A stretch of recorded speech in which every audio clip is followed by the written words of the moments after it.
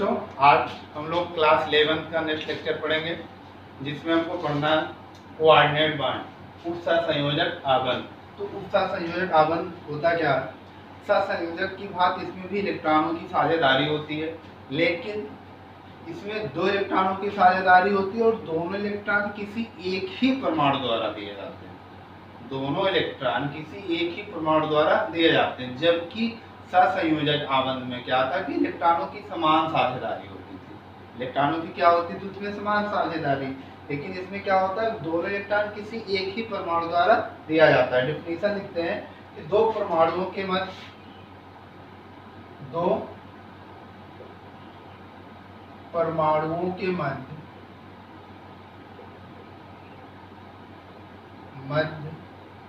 दो परमाणुओं के मध्य इलेक्ट्रॉनों की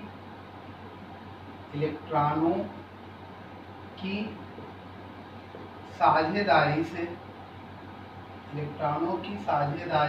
से बना ऐसा रासायनिक आबंध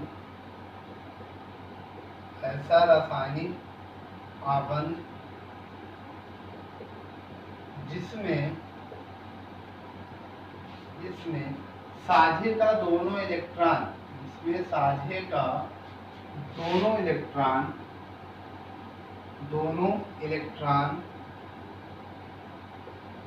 किसी एक ही परमाणु द्वारा दिया जाता है। किसी एक ही परमाणु द्वारा दिया जाता है। ठीक, उपसहसंयोजक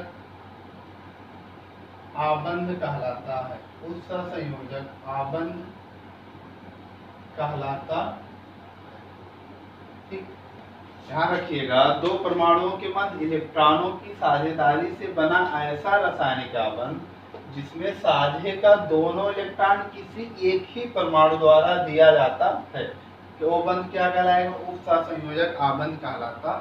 ठीक, जैसे अगर दो परमाणु हैं ए और बी, क्या है? दो परमाणु हैं ए और बी। ठीक, ए के पास एक लोन पे इलेक्ट्रॉन हो जबकि बी के पास नहीं है, तो ए क्या करता है? इससे बंध बनाना है तो इसको इलेक्ट्रॉन देते हैं। कितने देंगे? दोनों इलेक्ट्रॉन देंगे। ठीक, तो दोनों इलेक्ट्रॉन देंगे, इनके बीच जो बंध बनेगा उसी को हम बोलेंगे उत्सह संयोजक आबंध। तो उत्सह संयोजक आबंध को हम तीर से दिखाते हैं। किससे दिखाते हैं? तीर से। उत्सह संयोजक आबंध, तो इनके बीच जो बंध बना वो कौन सा आबंध बना? उत्सह संयोजक आबंध। हाँ, और जो परमाणु इलेक्ट्रॉन देता उसको हम बोलते हैं दाता परमाणु। ठीक, इंग्लिश में बोलते हैं डोनर एटम। ठीक, और जो ग्रहण करता है, ठीक, उसको बोलते हैं ग्राही परमाणु। क्या बोलेंगे उसके? ग्राही परमाणु। एक्सेप्टर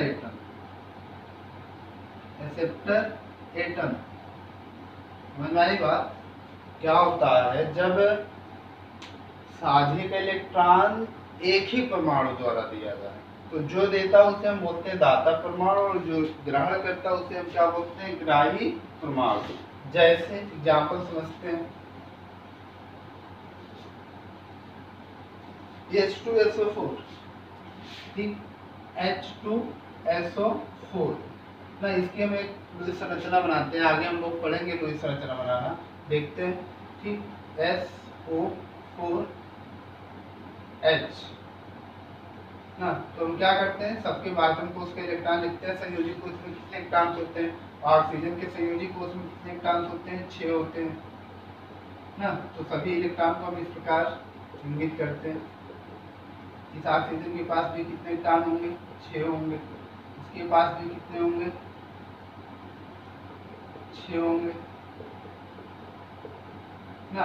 सल्फर के पास भी बाटम कोष में कितने इलेक्ट्रॉन होते हैं? 6 होते हैं।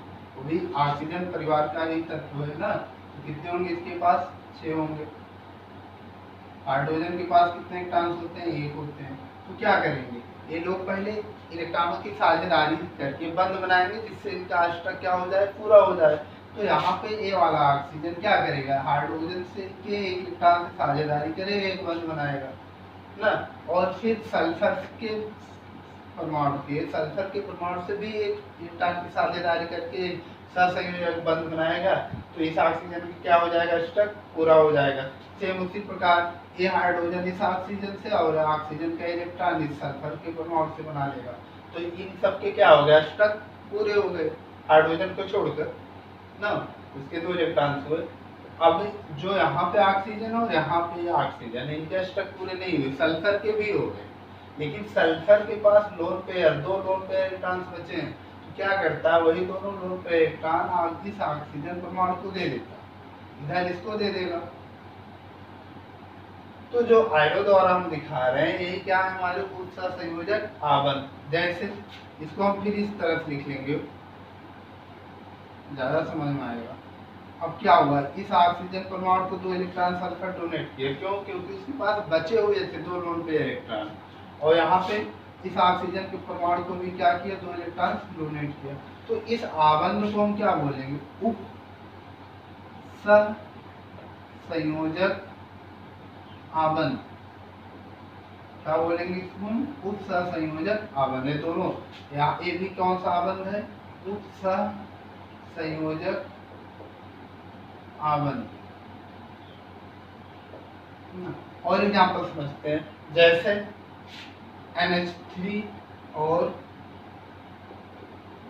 BF3 के मध्य बना बंध, ठीक। इनके मध्य कैसे बनता देखते हैं। नाइट्रोजन के बाद हमको उसमें कितने इलेक्ट्रॉन होते हैं, 5 होते हैं।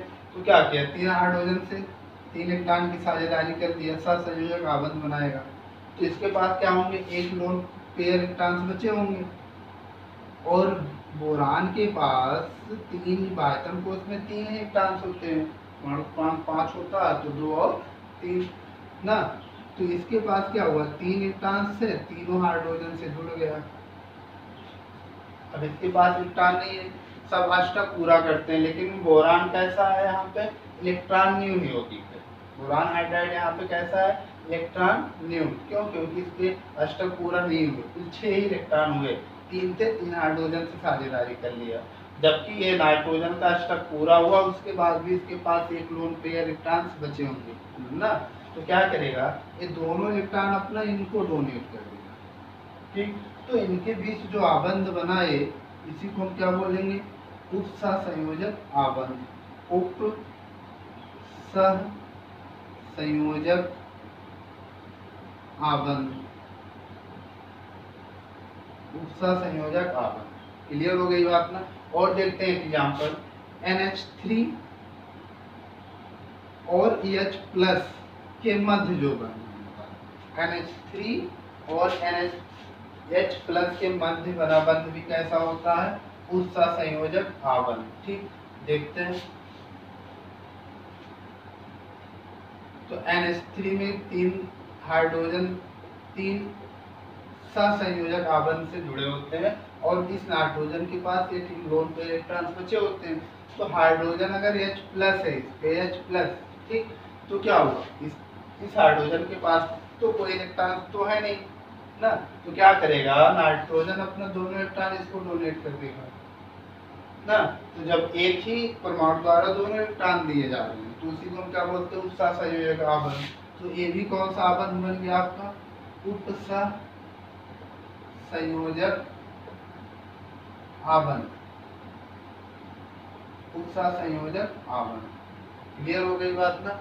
उपसा संयोजक आबंध क्या होता है, जब क्या हो, इलेक्ट्रॉनों की साझेदारी हो, लेकिन साझे का दोनों इलेक्ट्रॉन किसी एक ही परमाणु द्वारा दिया जाता है, तो जो रासायनिक बंध बनता है उसी को क्या बोलते हैं, उत्सा संयोजक आबंध। हाँ, उत्सा संयोजक आबंध का एक विशेष बात बताते हैं, ठीक, राज की बात जिसको बोल सकते हैं हम लोग। होता क्या, अगर एक किसी परमाणु A और B के मध्य एक उपसा संयोजक आबंध बना, क्या बना, एक उपसा संयोजक आबंध, उपसा संयोजक आबंध। तो होता क्या है, ये बनता कैसे, पहले जो A है, अगर इसके पास 2 इलेक्ट्रॉन हो, तो एक इलेक्ट्रॉन बी को देता, एक इलेक्ट्रॉन बी को देकर एक बंध बनाता। तो जब एक इलेक्ट्रॉन बी को दिया तो ए पे एक प्लस चार्ज आ गया और बी पे क्या आ गया, माइनस चार्ज। तो ए वाला जो इलेक्ट्रॉन यहाँ से जो पहला इलेक्ट्रॉन इसको दिया तो सहसंयोजक आबंध बनता। लेकिन फिर क्या हुआ, प्लस और माइनस चार्ज आ गए, तो प्लस और माइनस के द्वारा भी एक बंध बनेगा, प्लस और माइनस के द्वारा एक बंध बनेगा। तो प्लस और माइनस के द्वारा जो बंध बनता है उसको हम क्या बोलते हैं, आयनिक बंध बोलते हैं। उस बंध को क्या बोलते हैं हम, आयनिक आबंध ना। और एक पहला जो बना था क्या था, सहसंयोजक आबंध, सहसंयोजक आबंध। तो इस बात को विशेष रूप से नोटिस करेंगे कि एक उप सहसंयोजक बंध में एक आयनिक बंध होता है, एक क्या होता है, सहसंयोजक आबंध। एक उप सहसंयोजक आबंध में एक आयनिक बंध होता है और एक क्या होता है, सहसंयोजक बंध होता है। इसीलिए उस सहसंयोजक बंध को हम अर्धध्रुवीय बंध भी बोलते हैं। कौन सा बंध बोलते हैं, अर्धध्रुवीय बंध। क्यों बोलते हैं, क्योंकि एक उप सहसंयोजक बंध में एक आयनिक बंध होता है। तो जो आयनिक बंध होता है वो कैसा होता है, ध्रुवीय होता है। वो कैसा होता है आपका, ध्रुवीय बंध होता है, ठीक। और जो सहसंयोजक आबंध होता है वो कैसा होता है, अध्रुवीय होता है। वो कैसा होता, अध्रुवीय। तो दो बंध बने थे, एक आयनिक एक सहसंयोजक। आयनिक वाला ध्रुवीय बंध होता है जबकि सहसंयोजक अध्रुवीय होता है। तो दो बंध में एक ही ध्रुवीय था, इसीलिए इसको क्या बोला गया, अर्धध्रुवीय आबंध। तो क्लियर हो गई बात। तो सहसंयोजक बंध होता क्या है, कैसे बनता है। एक उप सहसंयोजक बंध में एक ध्रुवीय बंध होता है और एक क्या होता है, अध्रुवीय बंध। यानी मतलब एक सहसंयोजक बंध होता है और एक क्या होता है, आयनिक बंध होता है। हम पढ़ लेते हैं उप सहसंयोजक बंध के लक्षण। उप सहसंयोजक आबंध के लक्षण। उप सहसंयोजक आबंध के लक्षण, ठीक। आबंध के लक्षण, पॉइंट फर्स्ट। तो जो उप सहसंयोजक बंध के लक्षण होते हैं, इस सहसंयोजक और आयनिक बंध, सहसंयोजक बंध और आयनिक बंध के मध्य में होते हैं। इनका लक्षण कैसा होता है, सहसंयोजक और आयनिक बंध के मध्य का होता है, ठीक है। पहला लक्षण क्या होता है, जो इनके गलनांक और क्वथनांक होते हैं, ठीक। उप सहसंयोजक आबंध के, उप सहसंयोजक आबंध के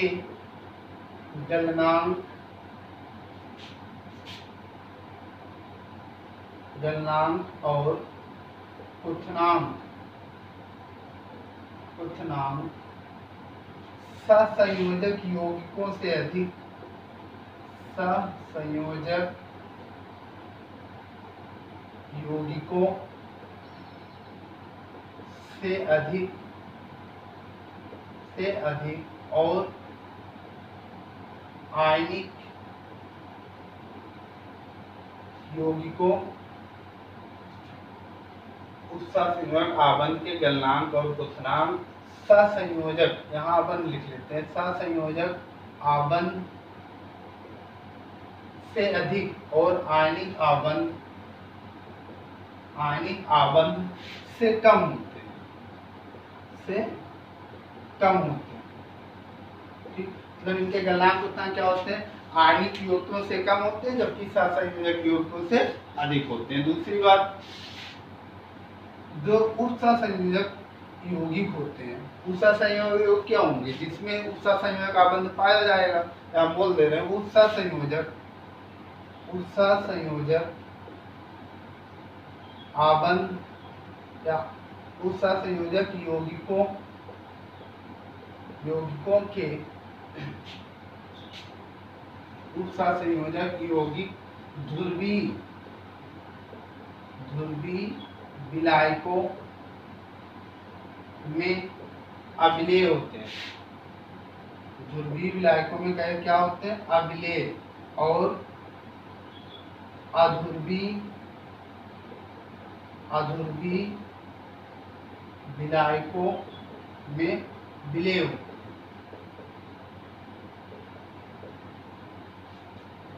उत्सर्जक संयोजक यौगिक क्या होते हैं? अध्रुवीय विलायकों में विलय होते हैं, जबकि ध्रुवीय विलायकों में क्या होते हैं? अविलय होते हैं। तो सहसंयोजक यौगिक भी ऐसे ही था। वो क्या था? सहसंयोजक यौगिक भी क्या था? ध्रुवीय विलायकों में अविलय था, जबकि अध्रुवीय विलायकों में विलय था। थर्ड पॉइंट, ठीक, सहसंयोजक यौगिक की बात, उपसहसंयोजक बंध भी क्या होता है? जलीय विलयन में आयनित हो जाए, ये जरूरी नहीं होता है। ठीक, जलीय विलयन में क्या हो जाए? आयनित हो जाए, ये जरूरी नहीं होता। हम लिख दे रहे हैं उपसहसंयोजक आबंध जलीय विलयन में आयनित हो जाए यह जरूरी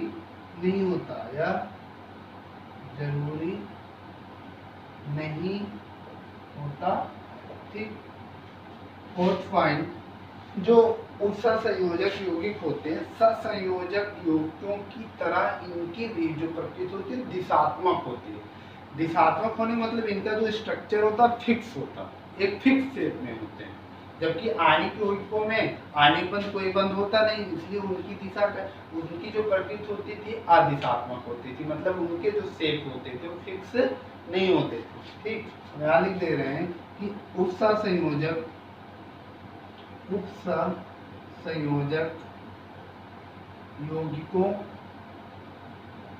यौगिकों की दिशा प्रकृति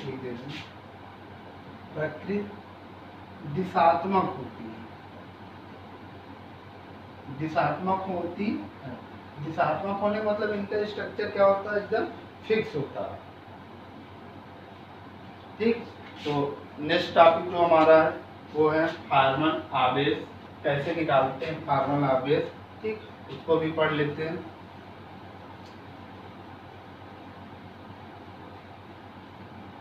जिसको बोलते हैं फार्मल चार्ज।